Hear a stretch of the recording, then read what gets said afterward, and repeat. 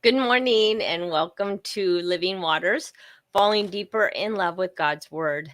So, thank you for being here today with us. And I am Stephanie, one of your co hosts. I am Lauren, your other co-host, and we Yep. have hit live today.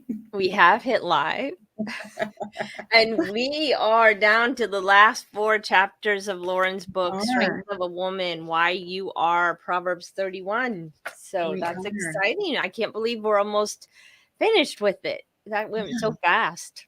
Yeah, we have been going through Proverbs 31 verse by verse, covering about 2 verses each week, and it goes through the Hebrew alphabet, Mm-hmm. and we're down to the last few letters. We So are. yeah. All right. So if you guys have your books, we're going to go through the letter Kuf and Resh today, and they coordinate with Proverbs 31, 28, and 29. And 28 says, her children rise up and bless her. Her husband also, he praises her, saying, many daughters have done nobly, but you excel them all. And so these 2 verses actually go together, and it's a shift. It's another shift. The verses kind of chunk together with different themes and different elements. And these two actually sing the praises of the Proverbs 31 woman. Most of them talk about her actions and talk about different elements that, different activities that she does. But now we are shifting, and they're actually singing her praises. And so, we'll talk a little bit about that. Yes. It's going to finish strong, singing the praises. So Right. Proverbs 31:28 starts with the letter Kuf. Kuf holds the imagery of the back of the head, the neck. It symbolizes, you can show that. I think that's great that you're able to show that. You can kind of see how it has even the head, which also, There's a like how they kind of shows the head and the head and the neck, right? Mhm. It symbolizes like what comes from, like if you're behind somebody, like what comes from, like what are you following, what comes before you.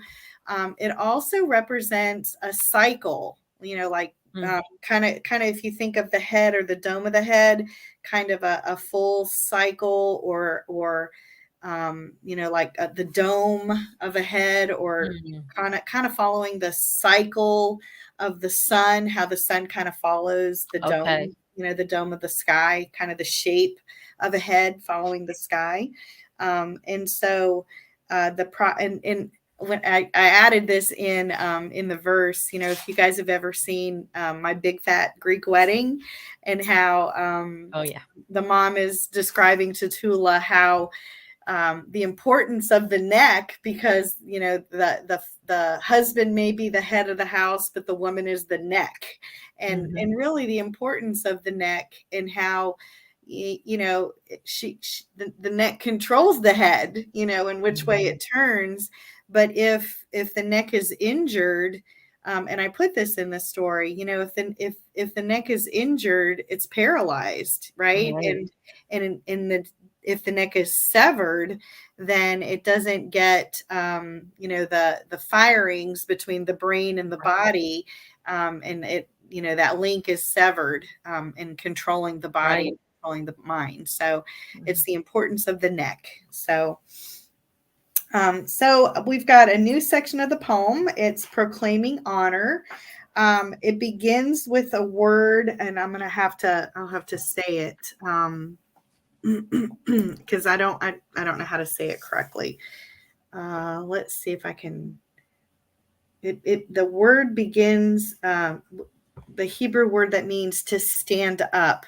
So if you remember, there used to be the old manners of when a woman entered the room or the woman came to a table, the gentleman would stand up, out of honor for her. And so it's kind of that same reference of standing up for her. And it's Quwm, and so quum, I believe would be how it would be say it.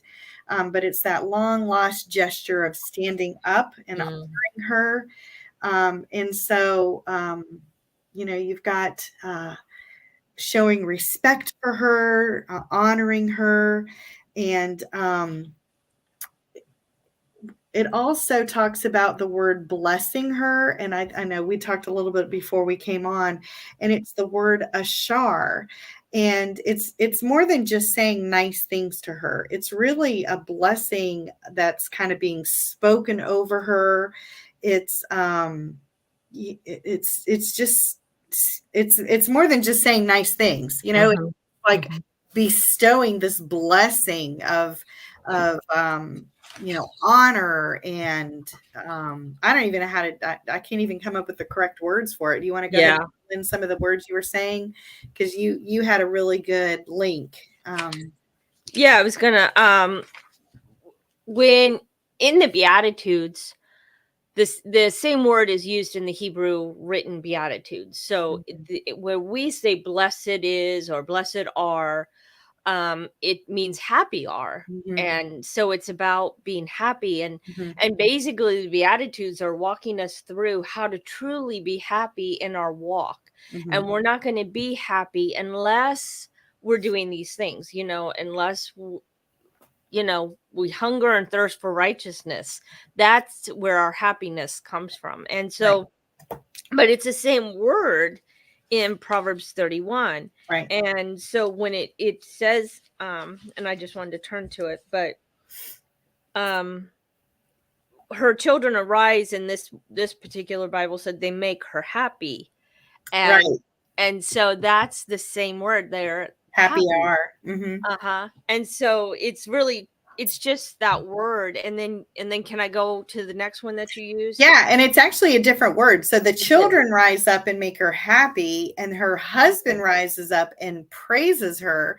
And it's actually the word hallel, which is the same root word for hallelujah. Right. But this is so cool. You want to go ahead and fill that in? So when in the Middle East, you hear, like you even hear on TV, you hear that sound, like the women make that high pitched, and that's the onomatopoeia, the way Hallel sounds.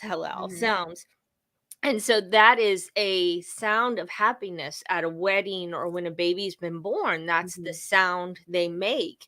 And so both words kind of go back to happiness, or making someone happy, or being happy as a result of somebody else and what's going on in the situation. So I always thought it was interesting, because that sound that, we hear it over the TV sometimes on the news or whatever you hear. And that's a sound of happiness, and that goes with the word. But then in hallelujah, we put in Yah, Y-A-H, which is God's name. So it's like that. And so it's more than just a praise. It's like, it's like a sound of happiness because of what he has done. Exactly.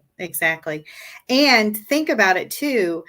Men of this culture are not going to be expressive publicly about their wives, right? They're going to be very reserved about expressing any kind of praise for their wives. So the fact that this man is standing up and publicly acknowledging this type of exuberant happiness and praise for their wives is kind of extraordinary. It's not a normal thing. I wanted to read something out of the book. Pause for a second and imagine Jesus standing over. I'm not even going to pause before I even read this, because I think it'll make more sense if I tell you the story that I included in here. Okay, so the person that I included in here is Julie, and Julie married someone from church.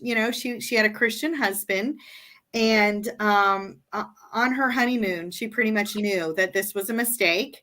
And he was very abusive, and he actually held the Proverbs 31 passage over her and said, you're never going to be this woman. He held this over her and just said, you are so not this woman, and kind of crossed off the verses and just, Wow. he knew the Bible, and he's like, you're not this woman. And so after she divorced him and actually had a rough start. She had 3 children and found herself pregnant after she was divorced and aborted her child. She knew better and did it anyway. It was a quick decision, and just found herself in just a very rough position. And as she started dating, she just very much committed herself to dating biblically. And she actually said, if she found if the person she began dating was not going to date biblically, she had no time for that, right? Mm-hmm. And eventually did find somebody that she would date and become serious with. And as they became serious, she's like, I've got to let him know who he's getting involved with. She let him know about the abortion. She let him know, about her past. And he kind of sat with her, and he's like, listen, as I've gotten to know you, I've gotten to know you pretty well, and I'm looking for this kind of woman. And he pulled out a passage in the Bible, and he said, as I've gotten to know you, I've highlighted this quality of woman that you are. And he handed her this Bible verse, and it was the Proverbs 31 woman. And he's like, as I've gotten to know you, and I've seen that you fulfilled all of these verses, I've highlighted them. And he handed over this entire passage of Proverbs 31 highlighted, like she has become this Proverbs 31 woman. And I don't make this stuff up. Like when she told me the story, I'm like, you're kidding me. And so Wow. I wanted to read this to you. Pause for a second and imagine Jesus standing over you, holding the Proverbs 31 passage. He isn't checking off a list or scratching off unattainable qualities. He's highlighting the words that describe you. He's paid our bride price, and he sings over you, just like the husband here in Proverbs 31:28. He's making that sound over us. He's crazy about us. We so often act as the connecting neck between our family, right? We are connected to the mind of Christ, and we have to act out those qualities within our family. And Jesus stands over us, crazy about us, singing our praise through this heroic hymn for us. And so just like that passage is highlighted for Julie, this passage is highlighted for us. It's a blueprint of our strength.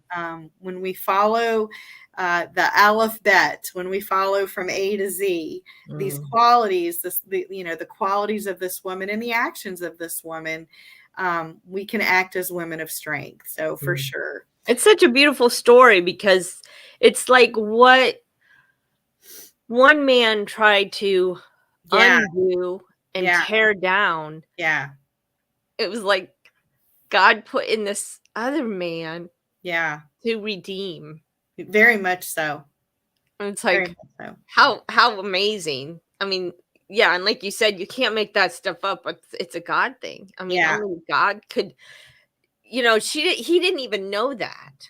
And here he is highlighting Proverbs 31 as her first husband tore her down and crossed it off. You will not be this woman. You are not this woman. Right. I mean, it definitely makes me think of, in Joel, where what the locust has destroyed. Right. I'm going to redeem and give back to you. And so absolutely. And I mean, I did not make this up. This is a true story.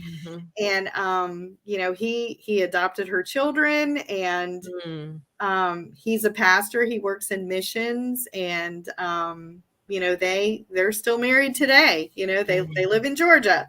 And he's a great guy. She definitely has been redeemed through this second marriage and what he's offered to her. So now, you said she wrote a book or just wrote a story? She's an author. She is an author. I don't know that she's been published yet, but I say this in the story, he encouraged her to write, and he, through their wedding, she just wanted to have just a very simple wedding, and he wanted to have like the whole thing, like this marriage and this wedding ceremony is like, I'm celebrating you. And he encouraged her to write, and she realized how healing the writing is, because she realized that, like, I could forgive these characters. Like, I had a hard time forgiving myself, right, but I could forgive the characters. And so the writing became very healing for her. And so she works in she works with women, and she works in pregnancy centers, and kind of doing counseling with abortion-minded women. So he's able to work with these ladies and help them out. So yeah. So I think that's interesting, and how important it is to keep that connection strong and not allow that severance, and it's a full cycle, when we begin the cycle of the alphabet, yoking ourselves and committing our actions and being propelled by the Holy Spirit and committing our hands to the work of God and living a life of holiness. And by the way, Kuf is the letter that represents holiness, because I was just gonna, I went back to that page because that's on 183. And Go ahead. So it's just a cycle of holiness, that dome, represents a cycle. And so holiness is a cycle, it's not something that we arrive at and we arrive and that's it. Right. It's a constant work in progress. And so that the letter Kuf is a reminder of that. It's a constant work. And it's interesting because when I was reading the Torah portion for last week, it's in Leviticus. Sorry, I didn't think about getting this ahead of time.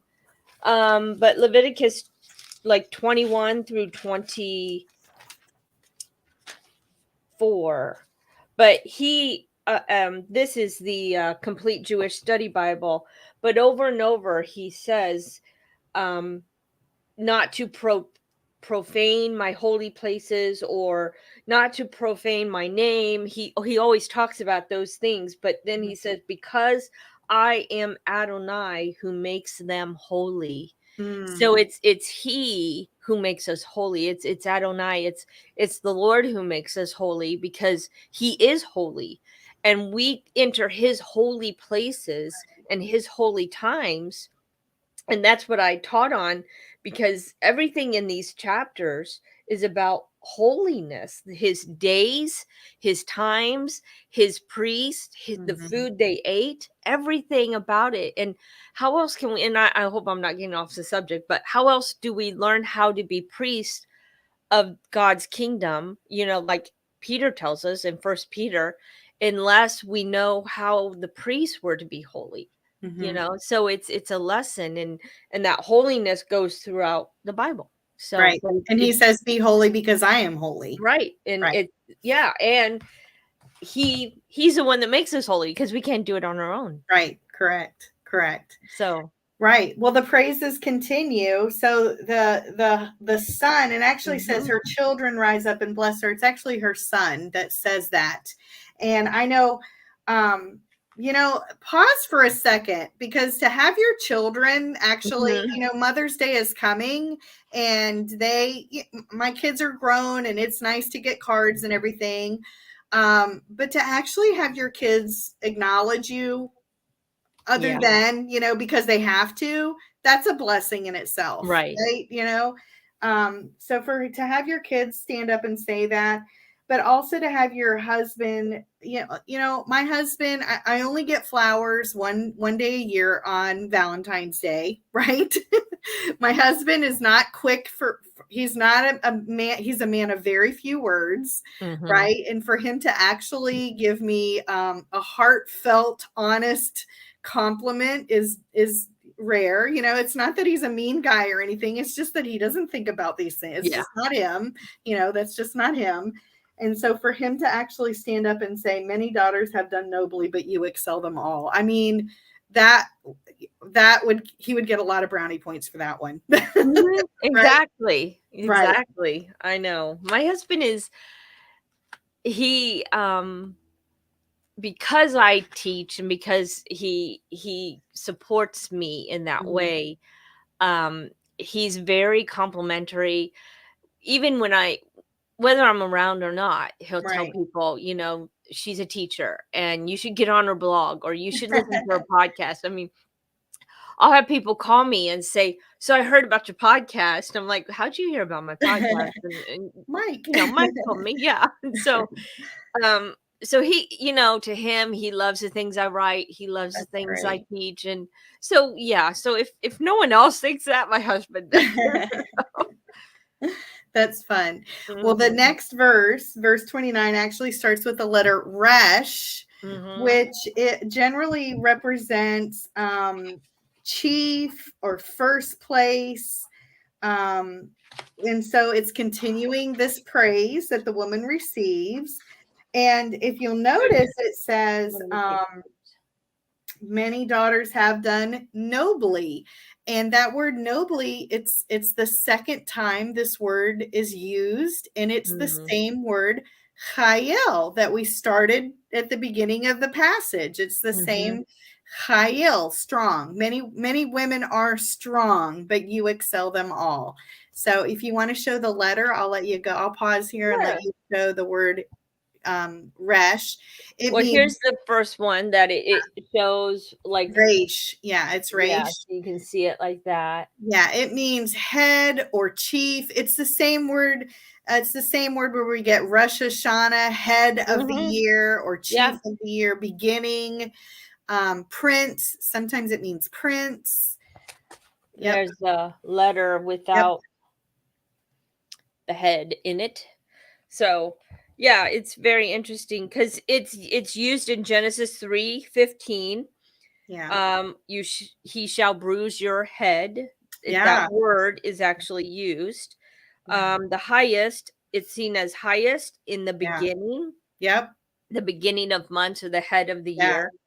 It's also used for leader when in Deuteronomy 33:5. So and then describes also the tops of the mountains in Genesis 8:5. So it's actually it's in the word Bereshit. In the beginning, right. It's in that word. It's in the phrase Bereshit.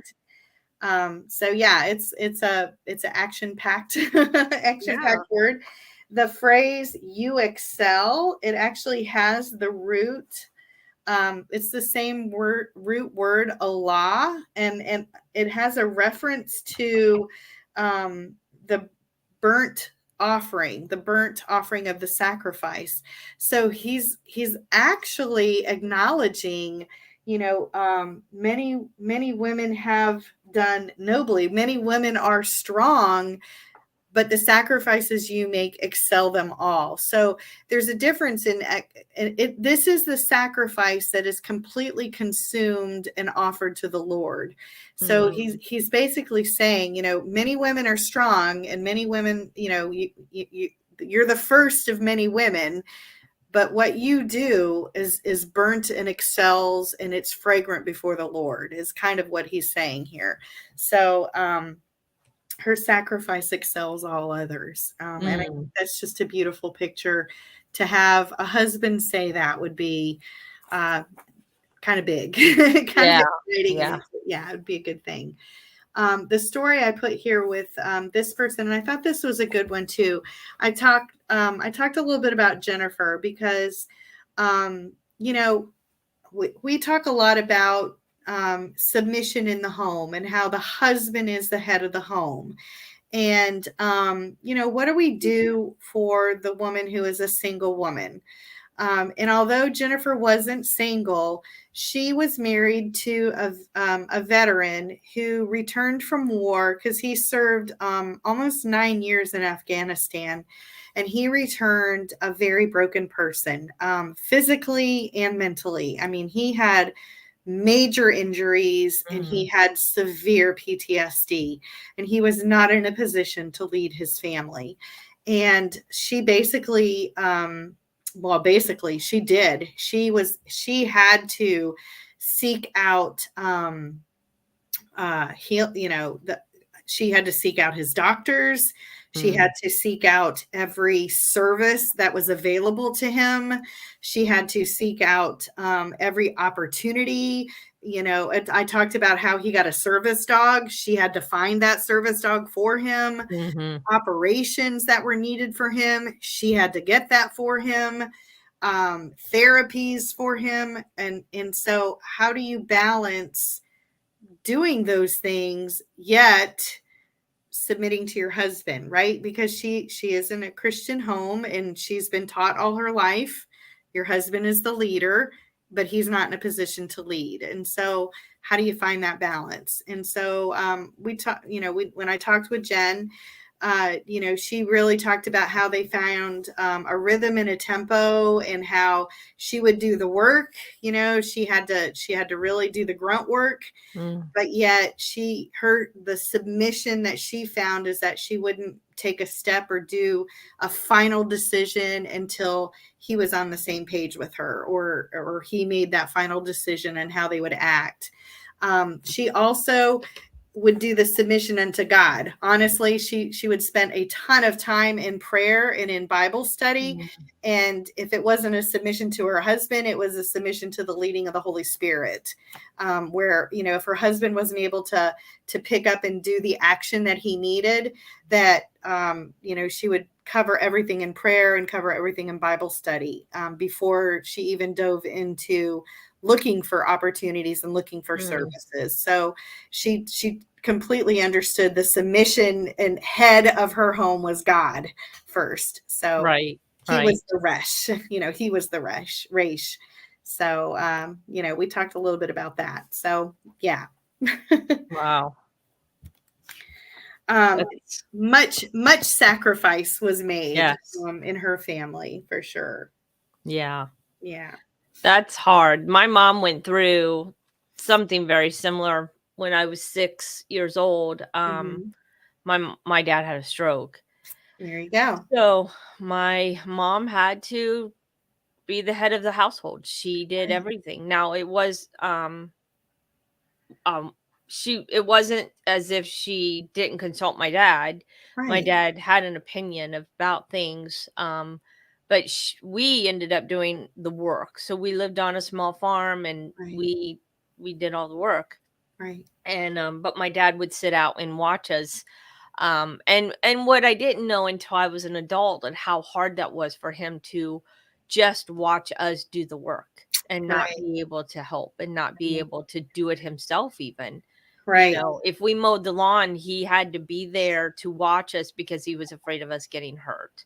But it was hard on mom too, because she had to be the strong woman. She had to be the leader of the family and not only take care of her husband, but take care of, 6 kids. So yeah, it's definitely, we don't see it all the time in women like that. We don't see those kind of women being a Proverbs 31 woman.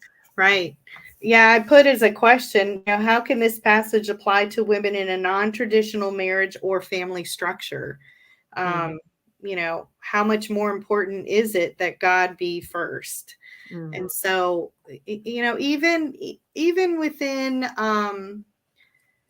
think of spiritual gifts. We're told that the husband is the leader of the family, yet, I'm honestly not bashing my husband. My husband is not a teacher, and that's not his strength, Right. and he has no desire to be that. Right. He is administratively, he is on it, right? He is great when it comes to administrative and being a manager of things, and honestly, sometimes when we get in a disagreement, he manages me, right? He'll have that conversation like a manager, but it's not the same. It's a very different dynamic being a working manager versus the leader of a family, right? Right. And spiritually, there may be I may challenge him with questions or proddings or things to consider that he may not necessarily consider, not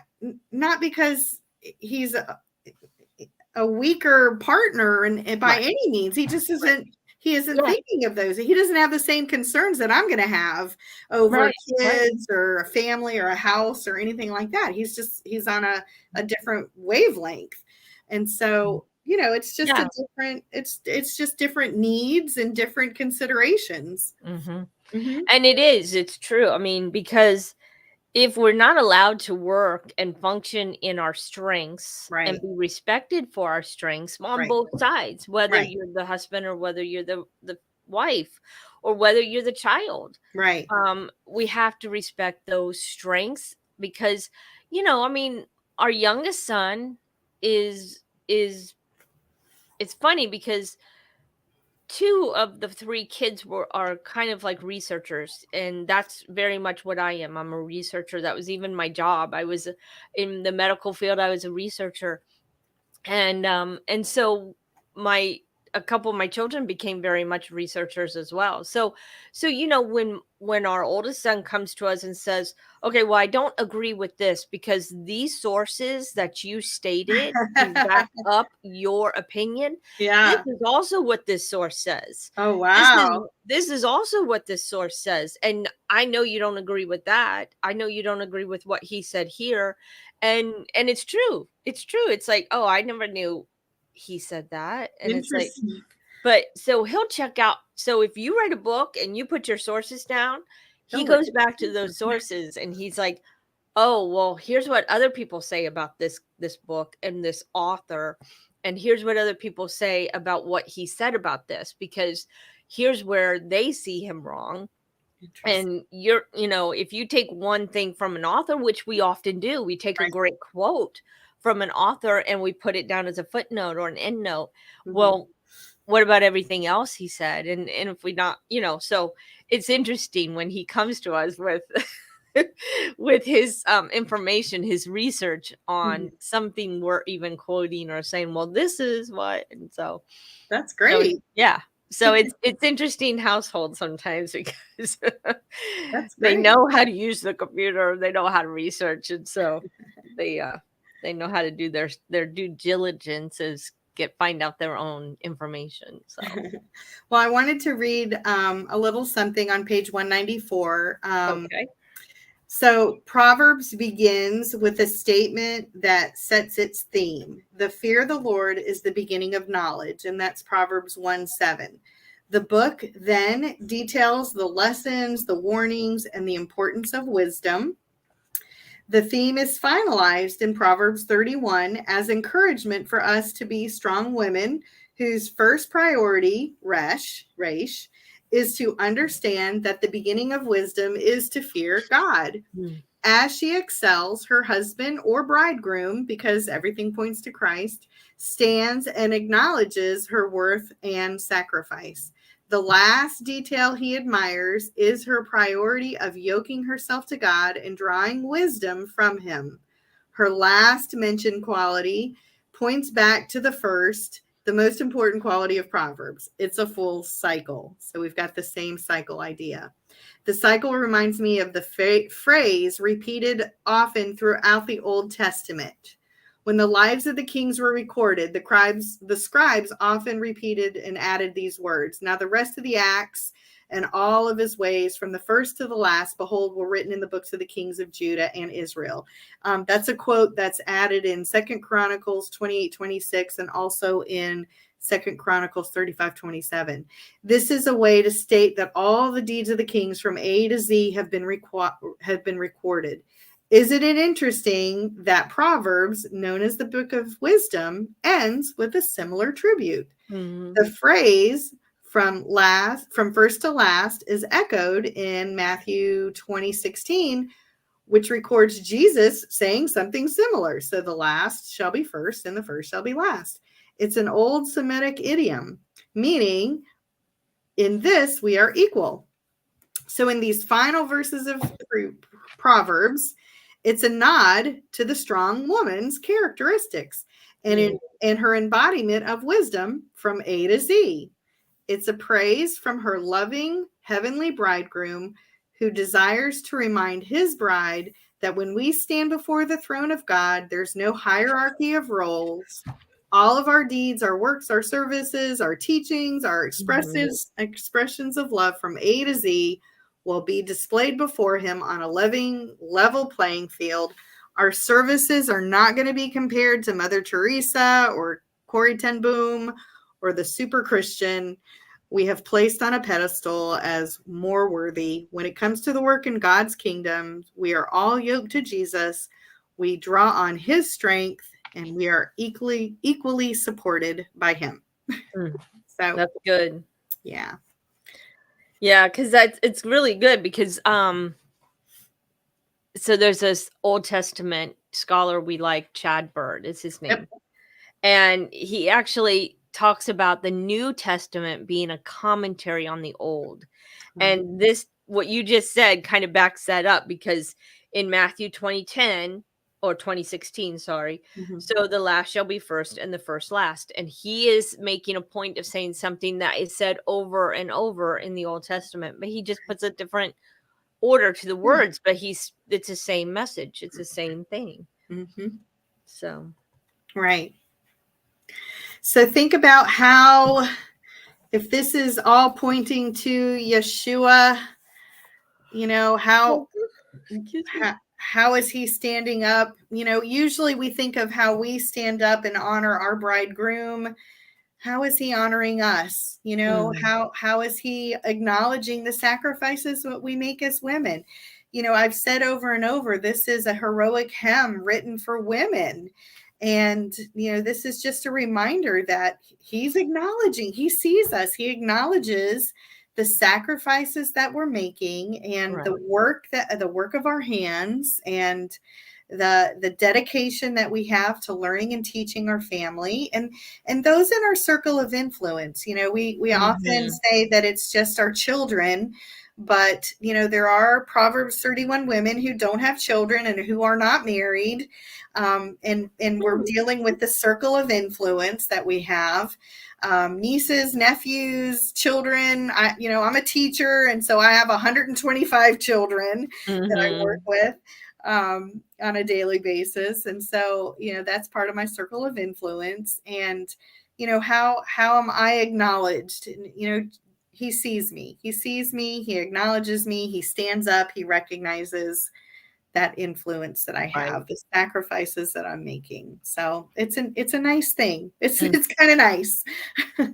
Yeah. But also it's only done because I am acknowledging that he is first, right? It's the only way we can do that and accept that, because he's first. And, if he is the head of the church, he's also the neck of the church, right? He is the one who directs. Right. He is acting as the link between the head and the body of the church. And so, we have to acknowledge that as well. So, yeah. Yes. All right. So, the last two are going to be Shin and Tav. And so we will deal with that next Tuesday. And Shin is the front teeth and fire. And Tav is an X, like X marks the spot, or a cross. And so we'll cover those last two as well. Yeah, these last two letters are very interesting. They've got a lot of symbolic meaning, I think, to me. Right. And Tav, I actually did not put a story. I just kind of wrapped up everything. So Shin is our last story Okay. of A that I woman. offer. Yeah. Mhm. The first and the last, I didn't really put a story. So I only have 20 stories, not Okay. 22. Yeah. Well, you did a good job with that. I mean, excuse me, but you found all those women. How Mhm. did you find all those women? I know some of them were friends, but how did you find all of those women? I prayed for them. And some of them I met along the way. Like Julie, I met at the Florida Christian Writers Oh, Conference. okay. Just as I met people, and also another person, Joy. Her name is Joy. She was the one that about the little boy wanting a creek out back. Mm-hmm. I met her at the Florida Christian Writers Conference as well. I just kind of just prayed for the Lord to give me people, and Yes. I would approach them and just say, I'm writing a book, and would you mind telling me your testimony or your story? And as they did, I would say, you're reminding me of this letter. This is what the letter means, and Mm. I see this characteristic in your story. Do you agree or not? And we kind of had a conversation. Right. And Excuse me. I would write their chapter and I would send it to them, and kind of they had free edit. They had the Okay. free choice of editing and making the changes. A few asked that, please don't use my name, and I would, Right. change it, and they would still tweak it. What a lot of people don't know is whenever I use somebody's real story, I had to get their written permission. So I had to collect Mhm. everybody's written permission and send that off to Right. a publisher as well. And a couple people, it took a long time. Tara, the person we shared last time, and Cynthia from last week, Mhm. they were like my last two to finally say yes. And it's like, I don't know if we were waiting for the story to end or what we were, waiting for, but they were like the last folks that we finally got to an ending, Wow. before we were able to wrap it up. Um, yeah, and Wow. I don't know if like Julie, I think I told her what I was writing about, and she's like, if I got a story for you, and she kind of shared to me about her fiance telling her Oh, how, yeah. and I'm Yeah. like, I've got to use your Oh, story yeah. because Yeah. nobody will believe that's true. I know. I So know. yeah, it just That's came really to me. cool. And a few people, I had them as one story, and then as I met other people, I'm like, oh, I got to change, like you're better Move fit them for this around. story. Yeah, so Mhm. I ended up moving them around. So Yeah, I can see yeah, how that would happen. yeah.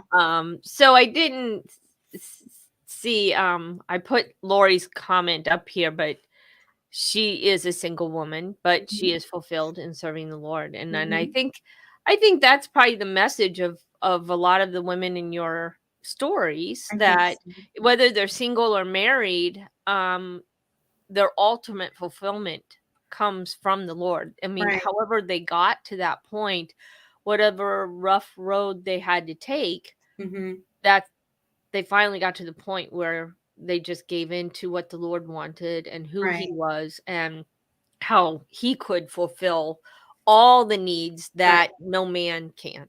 And I, Well, and I was just strength gonna of a say, woman. Yeah, I yeah, mean, Ishet Chayil, the strength of a woman is yoked to Christ, right? The right, yoking is right. being yoked to Christ. Hmm. So yeah, the But I strength. think we're often told and led to believe that a man will fulfill us in every way, Yeah, and it's really not true because they can't. right. And it's funny, even as two married women, I love my husband and I love having him, but the fulfillment is not Yeah, from my husband. yeah, He very much allows me to find hobbies and to mhm, have other interests and to yeah, have other yeah, friendships right, and other, yeah. so Because my husband can do without, like, a lot of friends, but right.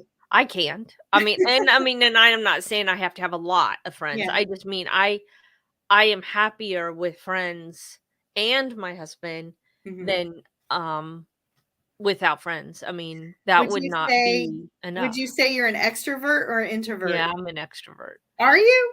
Yeah.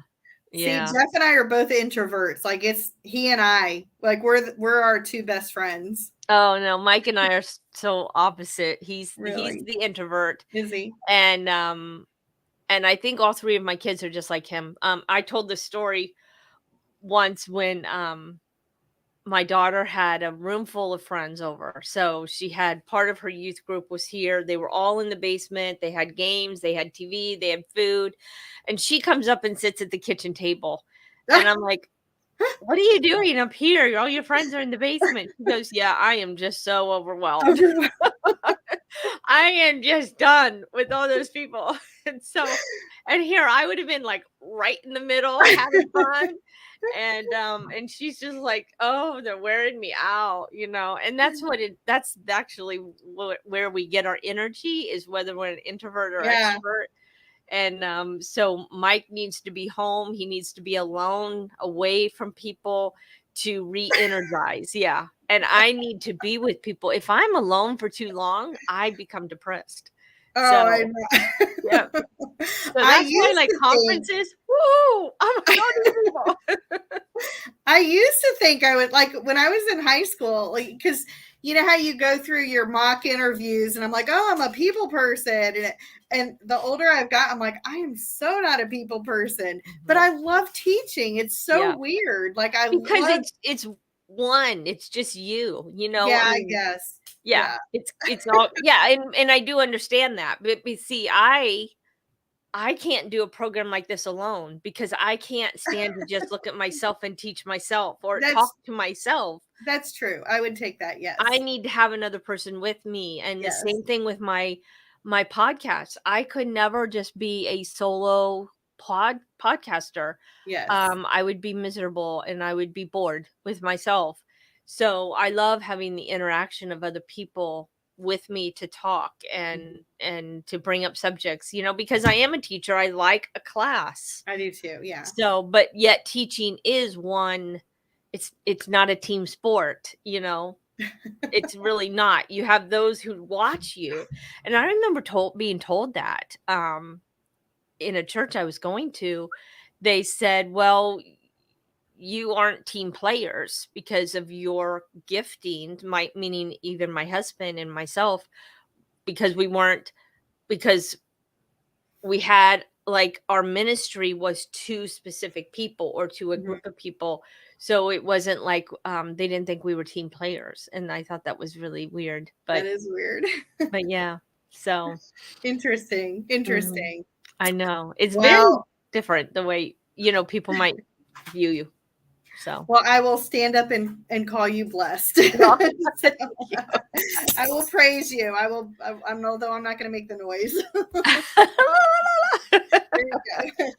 Yes, that's quite an annoying sound, but That's funny. That's it funny. is funny. All right. Well, next week we're going to do charm is deceitful. And by the way, it's continuation of this blessing of her. I think I think it's neat that this whole passage ends Mhm. strongly of sharing blessings on her. So charm is deceitful, beauty is in vain, but fear of woman who fears the Lord shall be praised. Yep.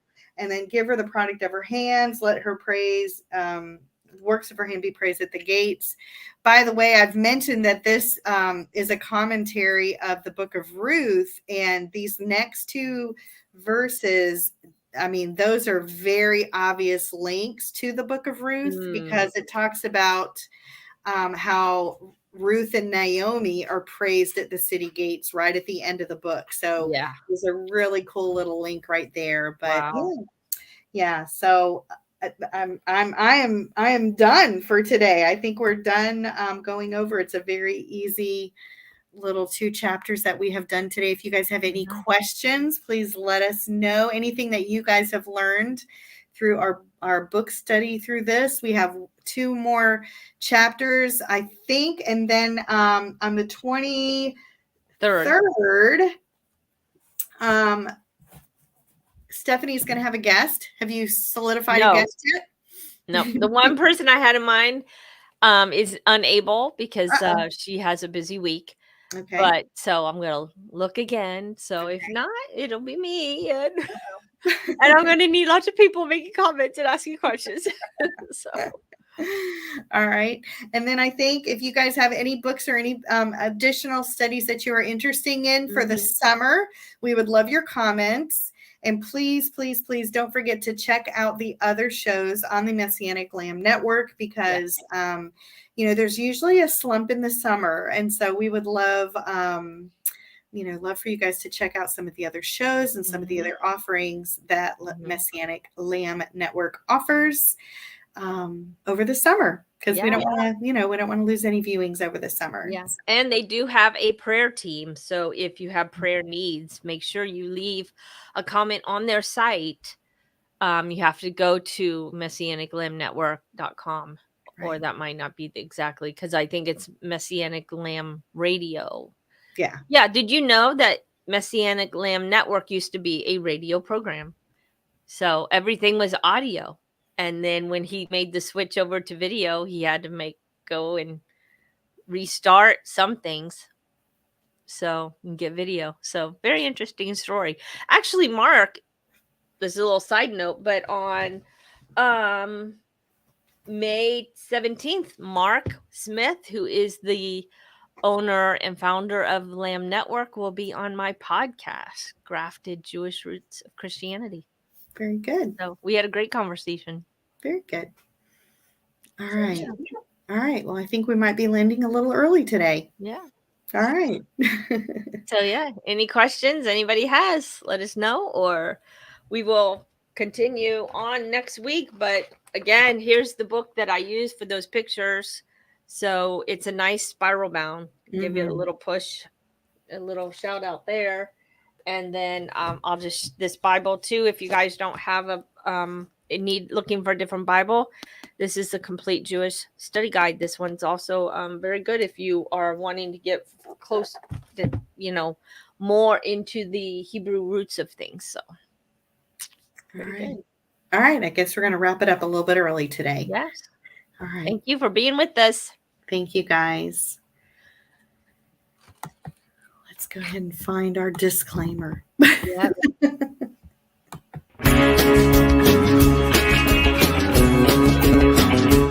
We are richly blessed to bring you what we believe is the fullest, most diverse, yet up-to-date progressive teachings, discussion, and prayer programming you can find anywhere on this planet. Be sure to take the tour of the MessianicLambRadio.com website. I'm Susan Hugie, thanking you for joining us on the Messianic Lamb Video Network.